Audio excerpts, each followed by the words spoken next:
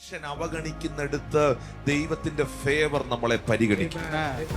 മനുഷ്യൻ ഒഴിവാക്കുന്നിടത്ത് ദൈവത്തിന്റെ കൃപയും ദൈവത്തിന്റെ ഫേവറും നമ്മളെ ദൈവഹിതപ്രകാരം പണിതുയർത്തും. നമ്മൾ ആശ്രയിക്കേണ്ടത് ആ കൃപയിലാണ്, നമ്മൾ ആശ്രയിക്കേണ്ടത് ആ സ്നേഹത്തിലാണ്. ഏതു സമയത്തും ആ കൃപ ലഭിക്കുവാൻ, ആ കൃപാസനത്തിന് അരികിലേക്ക് നിങ്ങൾ വരുവാൻ കർത്താവ് പറയുന്നു. ഞാൻ എൻ്റെ കണ്ണ് പർവ്വതങ്ങളിലേക്ക് ഉയർത്തുന്നു. എന്റെ സഹായം എവിടെ നിന്ന് വരും? എന്റെ സഹായം ആകാശത്തെയും ഭൂമിയെയും ഉണ്ടാക്കിയ യഹോവയിൽ നിന്ന് വരും. യേശു കർത്താവിന് നിങ്ങളെ സഹായിക്കാൻ കഴിയും.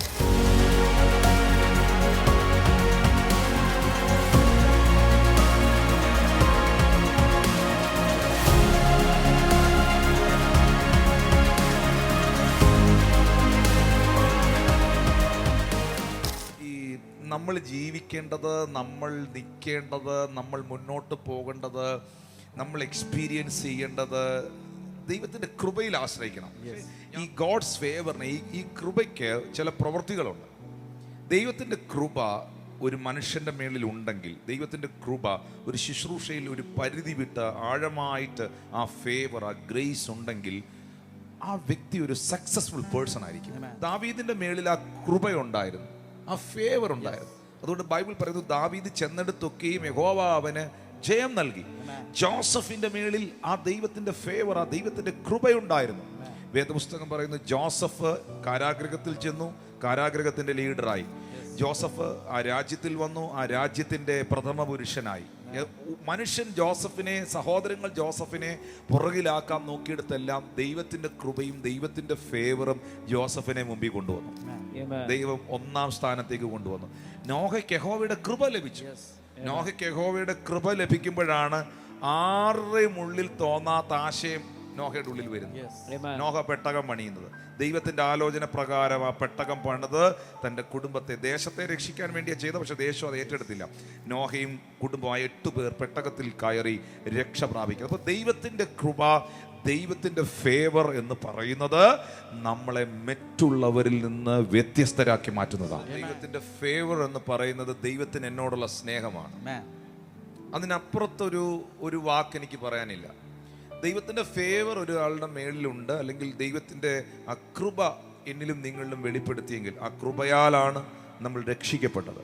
ആ കൃപയാലാണ് നമ്മൾ വിശ്വാസത്തിലേക്ക് വന്നത്. ആ കൃപയാലാണ് സകലതും നമുക്ക് ലഭിച്ചതെങ്കിൽ ഞാൻ ഉറപ്പായും പറയുന്നു, നിങ്ങളെ ദൈവം വളരെ ആഴമായി സ്നേഹിക്കുന്നു. മറ്റുള്ള എല്ലാരെക്കാളും അധികം കർത്താവ് നിങ്ങളെ അതിശക്തമായി സ്നേഹിക്കുന്നു. ആ സ്നേഹത്തിന്റെ ആഴങ്ങൾ നമുക്ക് മെഷർ ചെയ്യാൻ കഴിയാത്ത നിലയിൽ കർത്താവ് നമ്മളെ സ്നേഹിക്കുന്നു.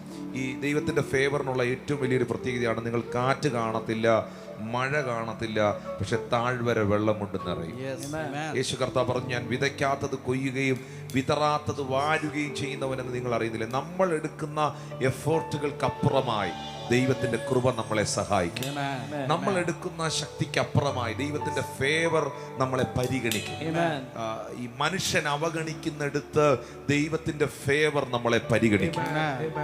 മനുഷ്യൻ ഒഴിവാക്കുന്നിടത്ത് ദൈവത്തിന്റെ കൃപയും ദൈവത്തിന്റെ ഫേവറും നമ്മളെ ദൈവഹിതപ്രകാരം പണിതുയർത്തും. അതുകൊണ്ട് പ്രിയപ്പെട്ടവരെ, നമ്മൾ ആശ്രയിക്കേണ്ടത് ആ കൃപയിലാണ്, നമ്മൾ ആശ്രയിക്കേണ്ടത് ആ സ്നേഹത്തിലാണ്.